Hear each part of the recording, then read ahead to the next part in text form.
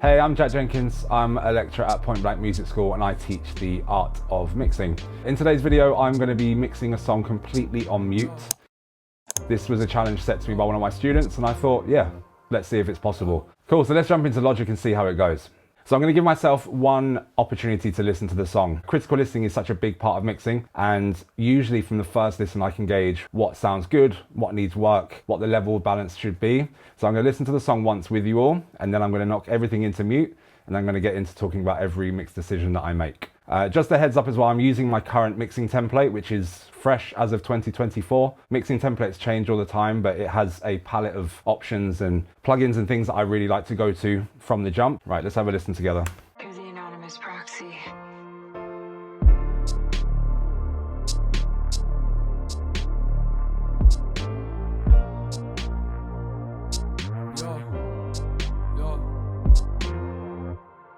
Yeah, I know water's strong and blood is thicker. I ain't a symbol, you can call me Simba. I'm a prince, but I failed to see the bigger picture. Bunning OCD like OCD, I'm just a cherry picker. I'm going to pause it there. We don't need to listen to the whole song. I've got a pretty good idea already of what's happening in the song. It's quite friendly because there's not too many stems in the project. But yeah, from what I'm hearing straight away, the sound choice is really good. And that chord layer sits really nicely throughout the whole song. In terms of the drums, the snare currently is a bit too quiet. The kick is probably a little bit too loud and the hi-hats are definitely too loud. With the strings as well, they can sit nicely in the background with some reverb, which will add as we go. Vocal wise, we've got these double stacks happening throughout the entirety of the song. And right now they're too loud in the context of the lead vocals. So that's something that we'll need to address as well. As you may notice from the audio files, the panning on the double stack vocals is already done. I don't have to worry about making that decision, but there's definitely a tonality and sound that I want to achieve with those. I work on what we call a mix bus or a two bus or a stereo output processing. I have a section of my mix going to what I call the inside mix just here, which is everything that I want to be inside the mix compression, which then means on my outside, I have everything that I want to be outside of the main mix compression, which is typically my low end. So this is bus number 2, which if we look at the kick drum and the bass bus here, they are outputting to bus 2. So they are going to the outside mix where they are being processed together for low end control.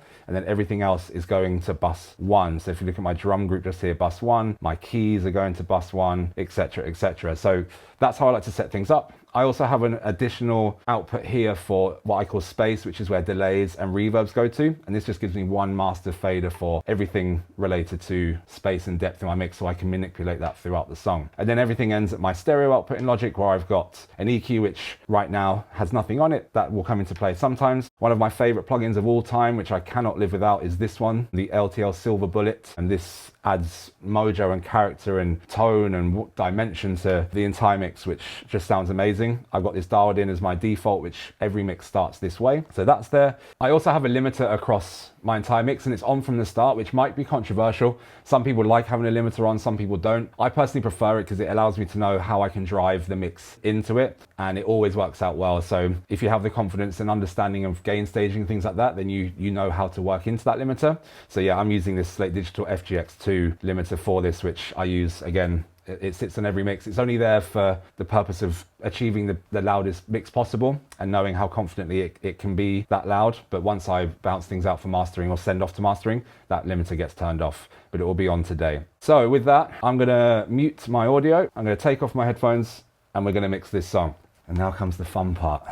In terms of the balance, I think the chord layers are good. I think the bass is pretty good as well. There's a tone in there that I'm not keen on, but volume-wise it's pretty good. But the hi-hats are definitely too loud and the snare needs to come up. In terms of the snare coming up, I'm going to leave it where it is and just push all the other faders down a little bit. Now, typically when I start a mix, what I actually do is I take all my faders and drop them to 0. It's a psychological thing that when you don't hear anything, as you bring the volume up, you kind of find a spot where it appears to be the best volume. Whereas if we start with everything loud and put it down, you start to miss the volume that it was before. So sadly, I don't have the opportunity to do that because I don't know exactly where the levels are going to be. So I'm going to start from the starting point that I heard. And yeah, we're going to pull the kick down a bit. The bass fader is down a bit anyway, but I'm going to put it down just a little bit more. The hi-hats definitely need to come down. The hi-hats themselves, don't have any panning or anything on them. I like to pan my hi-hats usually just off to the left or to the right. So I'm going to try that. You can go drummer's perspective, but when this is hip hop and there's no drummer, but I will put my hi-hats onto the left. So that's what I'm going to do. As I am a drummer, I kind of like to envision the drums in front of me, but you can also do it from the other way around, audience perspective, and have things on the right. There's creative freedom in mixing, which is good, but I'm going to just put them off to the left a bit and that should be fine. There's not many elements to this mix, so I can kind of keep everything in the center. If we start panning too many things start to feel a bit awkward as they poke out this side and this side, and it becomes a bit distracting. So I'm actually going to keep everything in the middle because there was nothing that's really clashing and getting in the way of each other. So I'm going to leave the piano where it is. In terms of volume, I would think I was quite happy with everything. I might pull the chords in just a little bit, and the strings, I think I'm going to leave them where they are. Now, one other thing that I identified is Liam, our student at Point Blank's producer tag.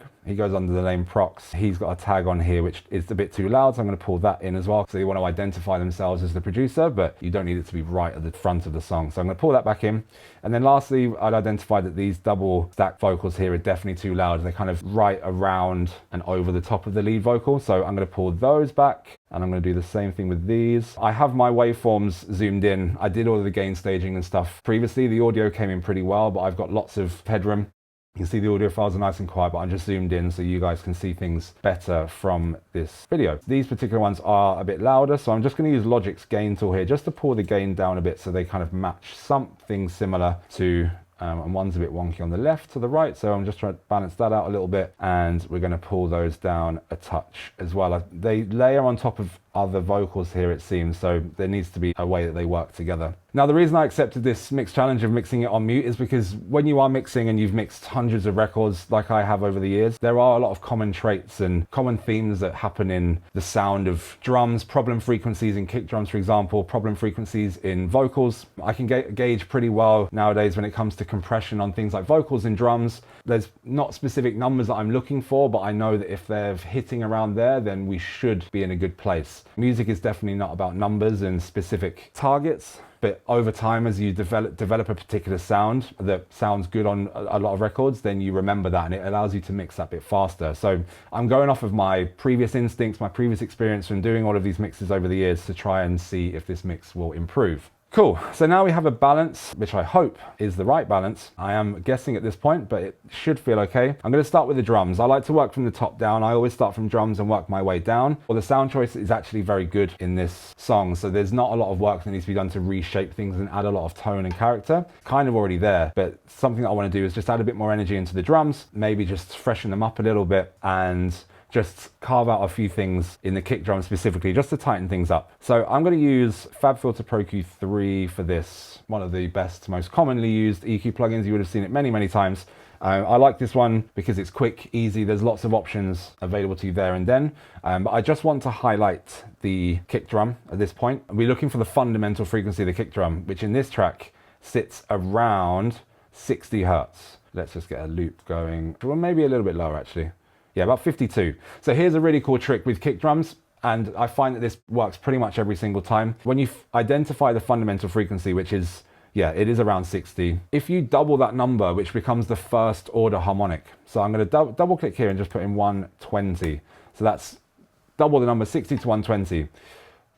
More often than not, when you take a little bit of this out, I'm going to do this on a narrower Q value here. When you take some of this out, what it does is it takes away this kind of muddy harmonic in a kick drum, which by doing that accentuates, it kind of cleans up and tightens the main fundamental of the kick, which is where that punchy main sound is. So I'm going to do that. I don't think I want to add any top end to it because it's quite a dark song, so it doesn't need lots of top end to make things brighter or add too much click into the kick drum, but I'm going to do that. And I'm not going to dip it quite as much in terms of decibel level, but I'm going to make this dynamic just so it reacts to the kick drum specifically. As you can see, it's working now dynamically.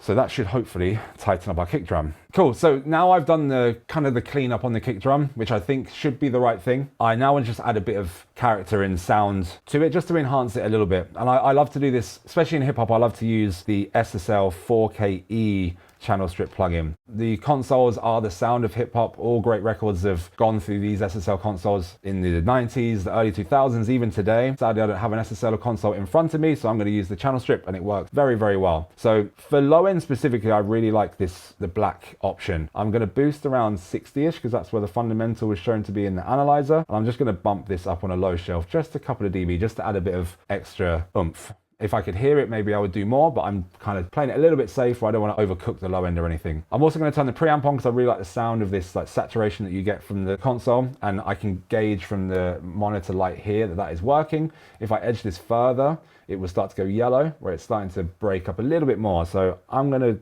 trust that should be okay. I'm also just going to stick a bit of compression on just to kind of add just a bit more snap to it. So typically I sit around 4:1 when it comes to kick drums with a fast release, and I just need to crank the threshold. Our gain reduction is happening here. To me, that's too much. Usually I'm aiming for the light to flash at 3 decibels reduction. Any more than that and it starts to get a bit too much. So there should be okay. I'm gonna move on. We might have got a bit of extra level now because of the saturation in the preamp section and that boost of EQ. So I'm just going to pull the kick down a little bit on my fader just to tuck it back into the song. Let's run into the snare drum next and use the exact same channel strip here so we get that similar SSL sound to everything. I'm just going to knock a bit of 8K up because I really like what happens on snares when you boost a bit of 8K on the SSL. I'm going to run the preamp again just to get that driving things, and let's get a bit more compression happening. So let's sit around the same 4:1-ish. There's a good safe space, but it's not too much. Fast release. We're just touching on 3 dB there, so we're not quite getting as much level from the snare into the channel strip as the kick was giving. So that gives me a good idea that the kick was quite loud because it was hitting the compressor harder. So that should be okay. I might actually just trim the gain level up a little bit in the snare so we get a bit more going into the channel strip. This is the importance of gain staging. Yeah, there we go. So we're getting a bit more level into the snare there. Let's roll with that. Next thing is bass. The hi-hats were okay. In fact, with the hi-hats, I do want to bring up my FabFilter Pro Q3 again. Hi-hats are a very metallic sound, but you can see on the analyzer here, we've got this big spike happening here. Typically in this kind of genre, especially when you're using like 808 hi-hat samples, things like that, there's always this really harsh resonant frequency up in the upper mids into the higher frequencies. So I'm just going to use a dynamic band here just to catch that specifically, just to pull that specific frequency in, because it should just smooth things off a little bit. Next, my drum bus is running into this Neve channel strip. So this Neve style channel strip lives on many of my different instrument buses, my drums, my keys, my synths, my lead vocals, often my backing vocals. I like to use different consoles because they have different sounds, different colors, different saturation and harmonics that are applied to them. This one, I have it set as a default, so I'm driving 10 decibels into the preamp section, and I'm making sure to back off at 10 dB so our in and out level is equal, again, for good gain staging. I'm not going to add any high frequencies into this. I'm actually just going to let it live here as it is. I'm just going to roll a little bit of from 45 hertz on a high pass filter. I'm just going to let those just roll the sub frequencies out just so the bass can kind of handle those, but I'm not going to do too much else. Sometimes I like to try either mid-range like 1.6 kilohertz or 3.2 just to bring out some presence in the drums. So I might just try a little bit of 1.6 just to see if I can just push the presence out of the snare and things like that, just a little bit more. Let's get some compression happening on the drums now. There's lots of different compressors that can be used and everyone's gonna have their favorites. One of my go-tos is the UAD version of the API 2500 bus compressor. I love the hardware of this, and the software version here is great too. So drum bus compression, typically I'm going for a lower ratio, let's say 3:1. I don't want too much happening. I slow the attack right down to let all those transients pass through from the kicks and the snares. We're going to speed the release time up. We have our knee and our tone here. I want it to have a bit of an edge to it, but not too much. So I'm going to have a medium knee and medium tone. And as I bring the threshold up, I'm aiming for maybe 2 to 3 dB of reduction, let's say. Output gain, I might just bring up just a touch because we're gain reducing a little bit, so I'm just bringing the gain up just a touch. I'm also going to send the snare into my drum early reflections. Now, early reflections are essentially the first reflection that you hear off of any given surface. So when you make a sound, that first reflection you hear, it gives you a sense of dimension and space without the long reverb tail. So it doesn't make things sound really far away. What it actually does is it makes things sound very close. So it's a great way of putting things further closer to you in the mix without it sounding super dry, and it still has this sense of space, but it doesn't feel like it's too far away. So I use the SSL Flex Verb for this. Again, this lives on every mix that I do, and if I want to use it, then it's there for me. It's not a case I always do, but in this, I think having the snare, just trying to pop it forward a little bit would be cool to do. So I've got this set up as a blend with early reflections right to the top here, as you can see, on a chamber, a small chamber. And I love this plugin because you can choose different spaces and different sizes for the early reflection, and it gives you lots of control. I also got some EQ happening here where I'm taking off some high frequencies and just bumping up a little bit of the lows just to add a bit of body into the sound of that reflection. This is something that I worked out one time on a mix, thought it worked really well, and then it stayed on my template.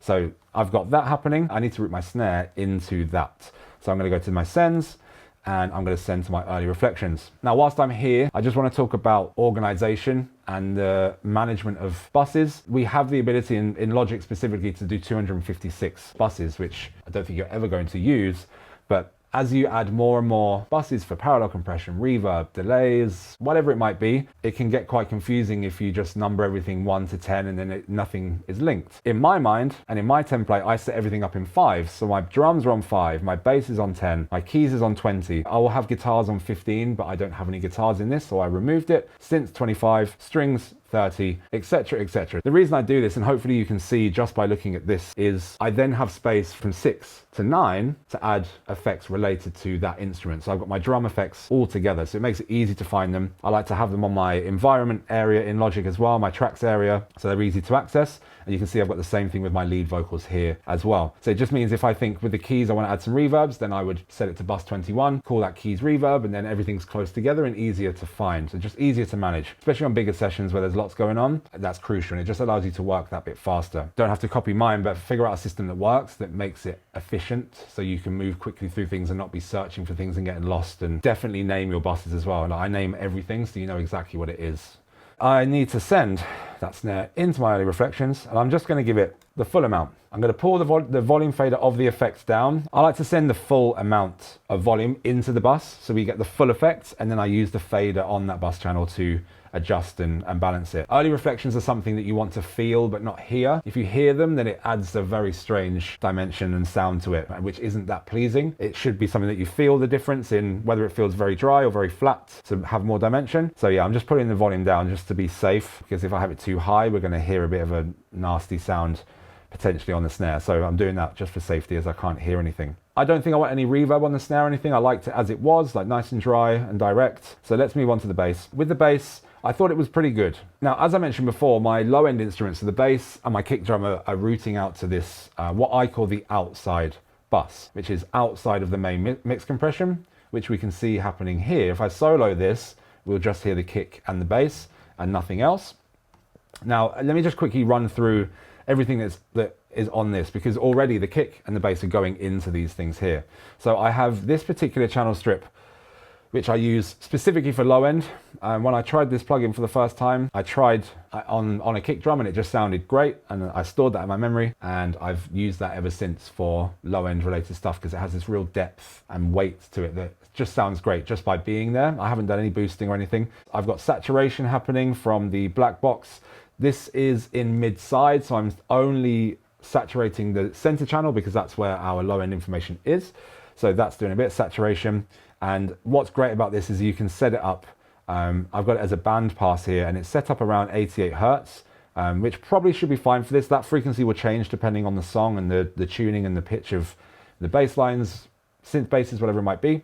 And then we have our pentode and triodes here, which allow for even and odd harmonics. And I've just got a bit of a boost of the triode here, but that's all happening in the center channel. Without this, you lose that extra sense of depth and weight, because the saturation is helping add more harmonics into that area. And this is a real secret weapon for me when it comes to low end. So if you have this plugin, then definitely give this a try. If you don't have the plugin, then I encourage you to try it out to see, because it works fantastically well. Then we have multiband. I use this on the low end. I'm going to change what happens here in just a second, but I'm working on the sub frequencies here, and I'm doing that on Pro MB. If I click onto this band in expert view, I've got it set up to be mid only. So it's only compressing the sub frequencies in the center channel. So it's keeping those under control.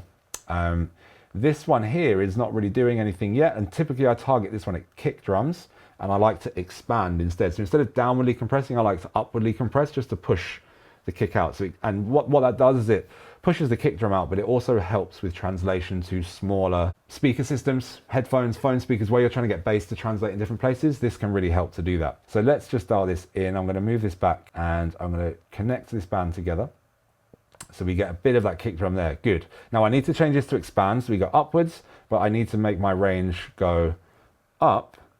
So what we should get is when I bring the threshold is we get on the kick, there we go. We get the kick pushing up, and then we've got the sub frequencies pushing down. I try to keep this relatively equal in terms of the reduction and the expansion, the amount that happens in decibels. That looks like it should be okay. So we'll give that a try. In my low end, we're running into tape. Again, I've tried lots of different plugins for this, but this specific plugin from Slate Digital just has the sound that I prefer the most when it comes to low end. So everything's just going through this tape together. Then we've got a bit of compression. Now again, if my levels are right, this should be, and there we go, it is pretty much. I have this LA2A here, which is not a conventional compressor to use for things like punchy drums, but I get this to just take a decibel off with the kick and the bass, and that just kind of locks them in together. And actually, it's pretty much doing that already without touching anything. So I don't think I'm gonna move that because that looks, from experience, typically I like to have that hitting a dB, so that's good. Lastly, we have the Oxford Inflator, which is an enhancer, audio exciter. Again, if I want to push some effect into this to get more saturation and color into it, then I will, but often it's just there as an option. If I'm not using it, then it just kind of passes through. Nothing's really changing too much. With the bass, I kind of felt like there was a frequency in there, like the lower mid-range. It was just a little bit muddy. So let's just use Logic's channel EQ for this. I'm gonna pull out a little bit around the 200 kind of area. Not too broad, let's keep it nice and narrow. Just for the sake of translation, when it comes to smaller speakers, I may actually just push a tiny bit around here in the 400 kind of area, just to pull out some of those more audible harmonics in the bass line, which will translate good into phone speakers, Bluetooth speakers, and that kind of thing. With the piano, I'm going to leave it as it is. I thought it sounded good already. I'm just going to apply some saturation. With saturation, there's lots of different options that we have. There's ones that I really like. I've shown you the black box already, but I'm going to use my next favorite, which is the Loop Trotter Saturate. I'm just going to drive it, and it gives us a percentage of how much drive is happening. So I don't want to give it too much of an edge, but as soon as that 4% light starts to light up, you're getting about 4% drive on this right now. But the magic in this plugin is literally called magic. So I'm going to dial this up. Nobody actually knows what the magic dial does. I have looked it up, I've watched videos, but nobody knows what it does, but I can tell you that it does make things sound great. So I'm going to bring that up, and I'm just going to bring the output level down because you do get quite a volume bump when that happens. But yeah, we'll get additional harmonics, which will just add some freshness and brightness and overall tone to that piano. The chord layer I really liked. I think we can just leave that exactly how it is. It worked in the song really, really well. And the same for the strings. I just maybe want to roll out some lower frequency stuff that might be there. I typically do this with low shelves because it's a softer way of doing it rather than like a surgical high pass filter. I like to use shelves for this, so you should try that. It just feels a lot smoother and still allows some information to be there and not fit like completely surgically cut it out. Let's maybe push a little bit of that mid-range just out a touch in the strings, just so it kind of pushes through, because it's going to be up against the chords and the pianos as well. Good. So now we get to the really fun part, which is vocals. Vocal mixing is one of my favorite things to do. I'm going to loop out a part of the song here, and we're going to just work on this section. Again, right now I don't know what I'm hearing. What I did think is that the vocal was a bit too quiet in the song, apart from those double tracks here, which were louder.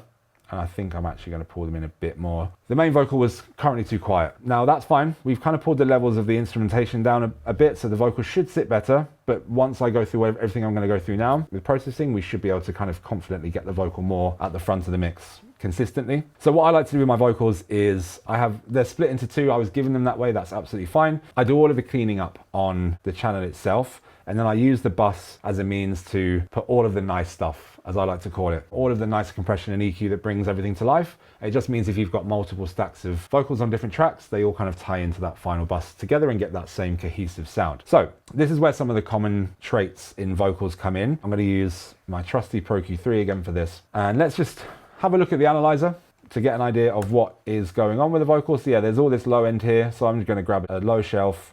I'm going to increase the key value so it's more, it's sharp, it's broader. And we're just going to roll all that out. I don't want to get rid of it completely because having some body there is good, but just getting rid of anything unwanted. Another problem area which I can see now is always around, is between 2 to 3 to 400, depending on the person's voice, the microphone, the room that they're in. It's just this muddy boominess. So I'm going to take some of that out here, and I'm going to do it as a with dynamic EQ, so it responds to volume of those frequencies.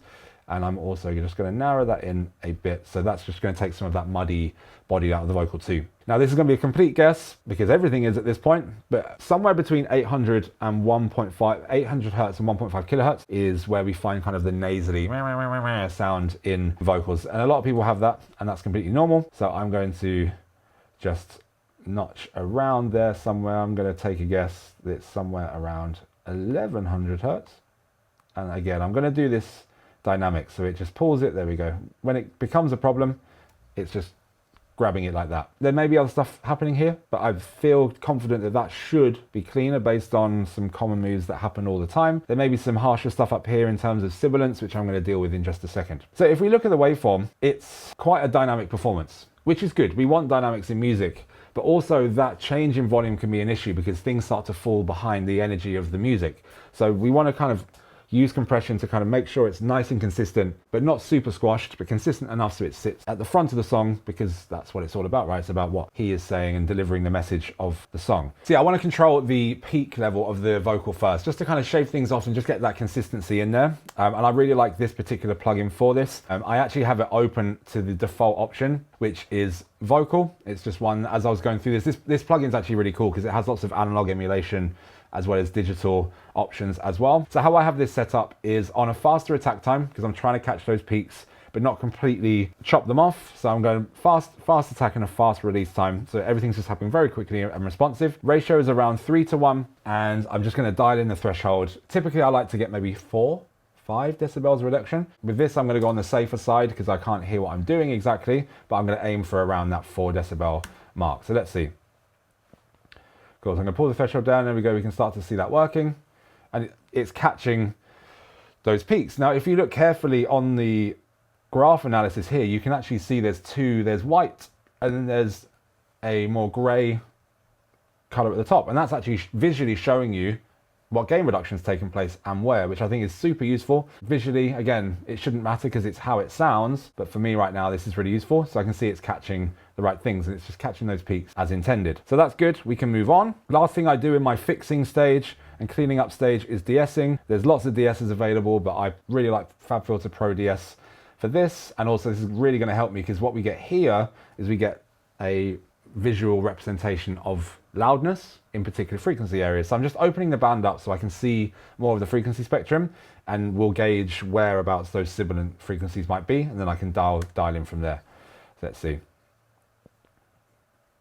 Cool, so it looks like it's around here somewhere between 7 and 11 kilohertz. Sometimes I DS 3 times because there's actually different frequencies that are sibilant that are a problem. So I might end up doing it again later in my vocal chain. I'm gonna just get the threshold dialed in and we'll see the reduction taking place on the right-hand side of the plugin. A red meter will come down as volume hits that threshold and it turns it down. So let's do that. And increase the range, there we go. There we go, so we get some reduction. Anything up to 6 dB, quite often I find is absolutely fine. It's transparent enough where it controls it, but doesn't change the sound of the S or the sibilant parts. So I'm gonna do that. I'm gonna back off just a little bit, again, just on the safe side. So around 4 to 6 in that area, and then we should be okay. Let's just open that up a tiny bit more. Good. So at this point, this is where I would then move on to the nice stuff. So I'm going to move to my vocal bus. I'm also just going to make sure that I am copying these plugins over to that second vocal in the song as well. So they have the same treatment and they're both running into this lead vocal bus just here. Good. So I'm going to pull up my Lindell 80 channel, which as I mentioned before, I really like. I'm just going to push a little bit of 12 kilohertz into this, just a bit of brightness onto the vocal. And also what I love about this EQ the most is the mid-range. I mentioned this before, the 1.6 and 3.2 kilohertz when talking about drums, but that's really great for vocals too, and it really helps push a vocal forward. So I'm going to gauge that 1.6 is probably the right thing for this vocal because the 3.2 can get quite bright and quite harsh. So I'm going to do that and hopefully we'll give it some presence. Brings it a bit more forward. Then we're going to bring up a trusty 1176 compressor. And on this one, I like to dial this one in a specific way. We've kind of dealt with the peak level control now, but now we're just going to try and get a bit more character into this. So attack is set at 12 o'clock, which is absolutely perfect. I want a faster release time. I'm going to set my ratio at 4:1, and we're going to get just maybe 3 dB of reduction here on the vocal, which we should start to see as I bring the input up. Good, and I'm just going to back the output off as well, just so we have a good level coming in and out. So that should be okay. It's just adding some energy and life, especially into hip hop and on a rap vocal where it's very percussive. We want that, so I'm just enhancing that a bit more. Then we're going to do some nice EQs. We're going to enhance the vocal now. My all-time go-to favorite vocal EQ plugin is this one here, the Maag EQ4. And this is a bit of a secret weapon that whenever I show people this in art and mixing classes, they don't know why it makes sense, but it just makes sense.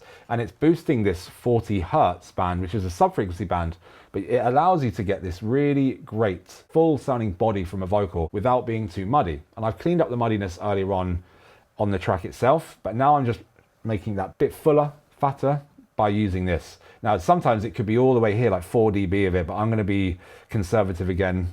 So we're staying in a safe place, and hopefully I'm not overdoing it. And the other magic thing about this plugin is the air band, which goes all the way up to 40 kilohertz, which is twice the range of human hearing, but it's on a high shelf. So it starts at 40 kilohertz and it very gradually makes its way into the audible frequency spectrum. And you have to be careful with this one. This plugin is great for mastering and drums and many, many things, but I love it on vocals specifically. Anything too much on this can get quite intense. So again, I'm just doing couple of dB on the airband just to open up the high frequencies that shouldn't make it sound too harsh. So that's good. Next thing I like to do is I like to run through 2 more compressors. So what I do is I like to stage, there's lots of compression, but I like to stage it through different types for different sounds, different purposes. The next one is going to be this one here from Klanghelm, and I love this particular one, which is the Mark III. Again, with all of my plugins, I actually have them open to the default version that I prefer, and I definitely recommend that. If there's a particular version in a plugin that you like or a setting that you like, save that as a default so it opens to that point and it just gets you there faster. And you can actually see that I'm already getting some gain reduction on the vocal, 1 to 2 dB at times. It's on a moderate attack and recovery time. I haven't actually done anything, but the level going into it, it's working. I think I'm just going to leave it where it is. I might just turn the makeup gain down because I feel like I'm probably getting maybe a bit too much level at this point. But then on the meters here, maybe not. So we'll try and push a little bit more in just a second. The last one I like to use here is the Fairchild compressor, and I don't use this for compression at all. I just use this for its sound and the color that it brings to the audio. So this is where I start to get some volume. I'm going to push the input gain all the way up. A Fairchild compressor in hardware form has 20 tubes in the back of it, and as you drive signal through it, you get more and more harmonic saturation. So that's what I like to kind of emulate here with the plugin, with no compression. So I'm bringing the threshold all the way down. We're getting more volume now because that increase in input gain is happening. So that's fine. I'm going to trust that that is okay and leave it where it is. Last but not least, I am going to DS one more time. So I mentioned that I DS a number of times. So I'm going to use Soothe for this. This is one of the plugins that has some of my favorite presets. So I'm just going to type in DS, and there's one that I need to find. Here we go. DS, and that's what I'm looking for right there. And what we'll see here is it shows us that there's some frequencies here. I'm going to increase the depth so we see that. What Soothe is, if you're not familiar, is essentially a dynamics resonance controller. So it's turning frequencies down at a given rate. And you can control the depth, sharpness. So if we do sharp, it goes super sharp like this. Look, very, very precise. So you can be more broad. I like it to be more broad, and you can kind of, I can see the voice happening here, which is cool. And I'm just going to, the depth is probably a bit too intense, like that. So I think that should probably be okay. So that's my lead vocal in terms of treatment. It's running directly into my early reflection. I have all of my bus sends set up to my effects from my lead vocal bus. So I've got my early reflection happening, which is again the SSL Flex Verb, but this one's set up as a medium chamber instead. And there's no EQ on this one, but this I found just works great every single time. I never change it.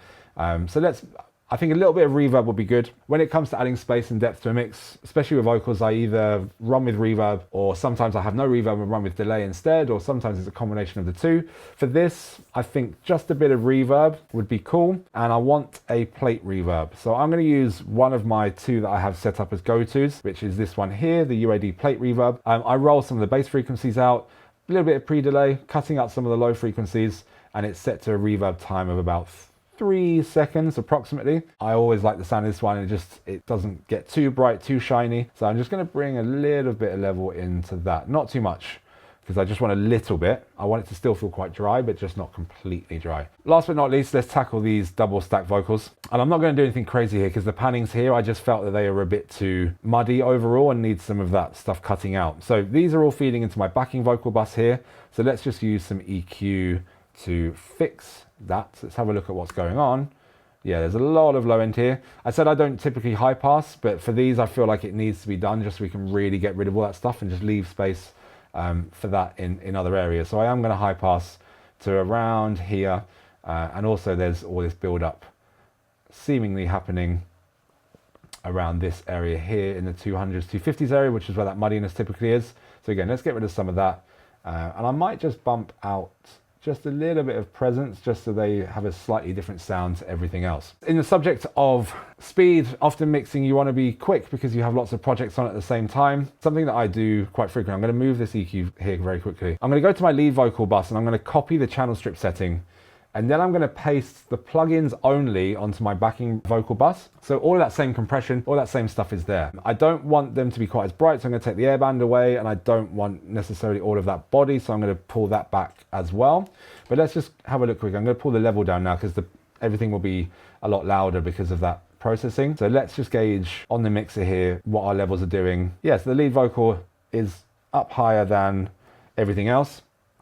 So that's good. So I think the balance wise, we should be okay. Let's just check what the compression is doing, if it's working. It is good. And let's see if this one's working.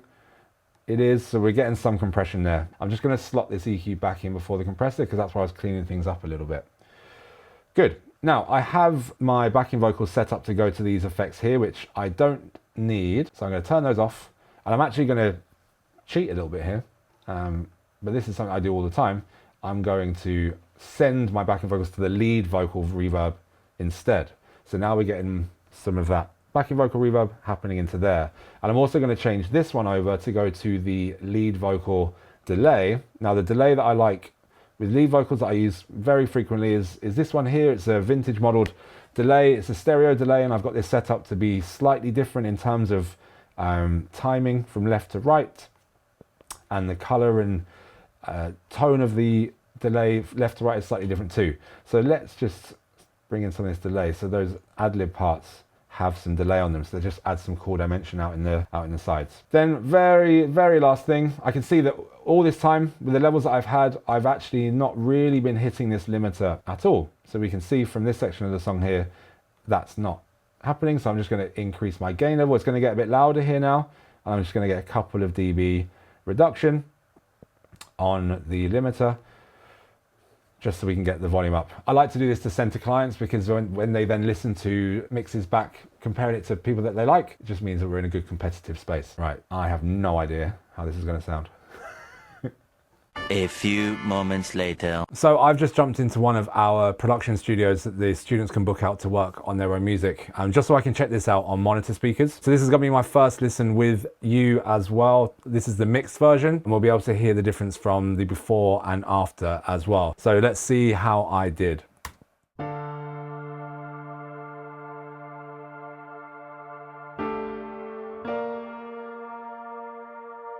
the anonymous proxy.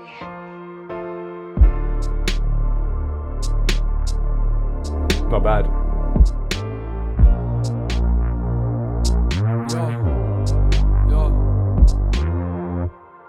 Yeah, I know water's strong and blood is thicker. I ain't a symbol, you can call me Simba. Cause I'm a prince, but I failed to see the bigger picture. Bunning OCB like OCD, I'm just a cherry picker. What you know about standing on your last legs? What you know about pain, G, my pa's dead. What you know about the struggle? If I hustle by the night, I'll be talking to the sky till my last breath. I've all the boneless, I ain't heartless. Sometimes wish I felt. So I'm very pleasantly surprised at that mix. Listening to it first off on the monitors, first thing I hear is maybe just a little less top end in the lead vocal and just a little bit less reverb. But otherwise, I'm really happy with the delivery of the vocal on this song. It stands loud and proud at the front. Bass has really good depth to it and it's not overwhelming. Drums have that good punch to them. They sit right in the pocket. And also I've kind of got the backing vocals exactly where I wanted them. So I really hope this was an interesting experience for you. It definitely was for me. I've never tried anything like this before. But yeah, I guess the main takeaways for me is having a template which works for you, which takes time, but once you have that, it really helps you mix faster. Going to plugins that you know work well and have specific results that you're looking for, again, that gets you there faster. Over time, you'll develop your critical listening skills and start to understand those problem frequencies that I talked about. But you know, this video, I wanted to try and accelerate that learning a little bit for you. Thanks for watching this video. I really hope you enjoyed it and learned something. Comment down below what challenges we should do next.